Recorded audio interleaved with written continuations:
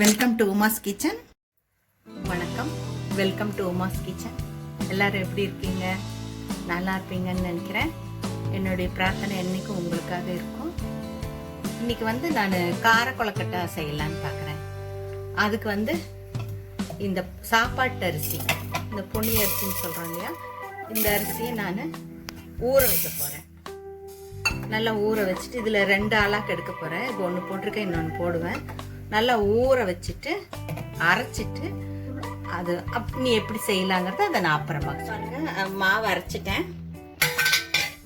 அரைச்சிட்டு மாவு இதுக்கு சின்ன வெங்காயம் வெட்டி வச்சிருக்கேன், பச்சை மிளகா 2 வரமிளகா, கொஞ்சம் எங்களுக்கு காரம் வேணும்னு கொத்தமல்லி தலை வெட்டி வச்சிருக்கேன். கருவேப்பிலை போட்டுக்கோங்க, எங்கிட்ட இல்லை. தாளிக்கிறதுக்கு கடுகு, உளுந்து பருப்பு, கடலைப்பருப்பு, எண்ணெய். இது நம்ம தாளிக்கலாம். வாங்க. தேங்காய் எண்ணெய் விட்டுருக்கேன்.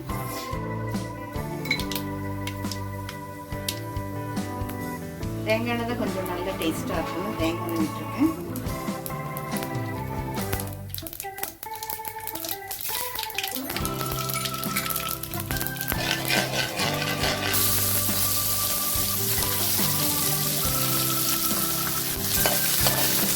கடலைப்பருப்பு முதல்ல போட்ட கடிச்சு இருக்கும், அதனால தான் இப்போ போடுறேன்.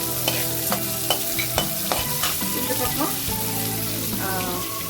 இது வைக்கிறதுக்காக சூட் பண்ணிட்டேன். கேஸில் தண்ணி இதில் விட்டுட்டு இது கொலக்கட்டை வைக்கிறதுக்கு ரெடி பண்ணி வச்சுட்டேன். கேஸ்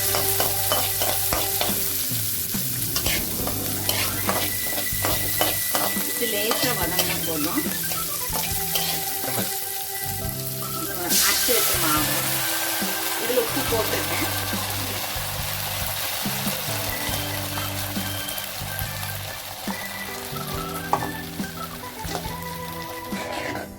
கொஞ்சம் தண்ணி விட்டுருக்கேன். கொஞ்சம் அந்த குருணையெல்லாம் கொஞ்சம் வெந்துச்சுன்னா சீக்கிரம் ஆவியில் வெந்துடும்.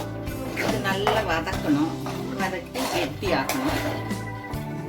கெட்டியாக்கி பிடிச்சி நம்ம இந்த பானையில் வச்சிடணும். இட்லி பானையில ஆவியில் வச்சு வேக வைக்கணும். பாருங்க, இப்படி கிண்டி எடுத்துட்டேன்.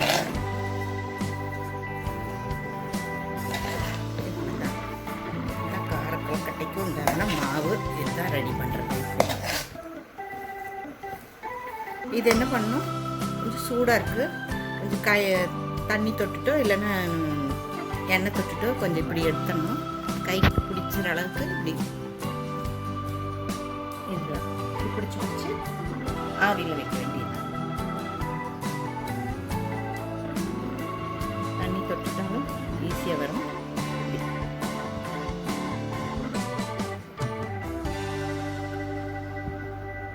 ரொம்ப ஈஸி தாங்க. நம்ம மாவு அரைக்கும் போது இட்லிக்கு அந்த சமயத்தில் ஒரு அழகு போட்டு கொஞ்சம் தரியாக ஆட்டி ஃப்ரிட்ஜில் வச்சுட்டா அடுத்த நாளைக்கோ இல்லை நம்ம 2 நாள்லேயே அதை எடுத்து இந்த மாதிரி கொலக்கட்டை பண்ணால் குழந்தைகள்லாம் இருக்கிறனால நல்லாயிருக்கும். இது அப்படி கொண்டு போய் நம்ம கேஸில் அந்த தண்ணி கொதிக்குதுல்ல, அதில் கொண்டு போய் வச்சிடலாம். கொஞ்சம் கீழே தண்ணி ஊற்றிருக்கேன்.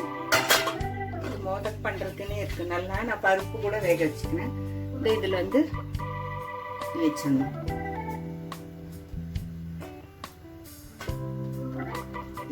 நல்லா சுட சுட சாப்பிட்றதுக்கு டீ கூட நல்லா இருக்கும். பாருங்க, இவ்வளோதான். இதை மூடி வைக்கிறேன். வெந்த பிறகு எடுக்கணும். அதில் பாருங்க, வெந்துருச்சு. இப்படிதான் இருக்கும்.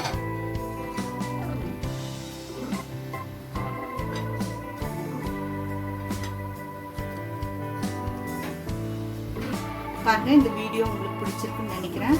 இதில் கொஞ்சம் தேங்காய் பல்லா வெட்டி போட்டுக்கோங்க வேணும்னா, அதுவும் டேஸ்டாக இருக்கும். செஞ்சு பாருங்க, எப்படி இருக்குன்னு சொல்லுங்க. Okay, bye, take care.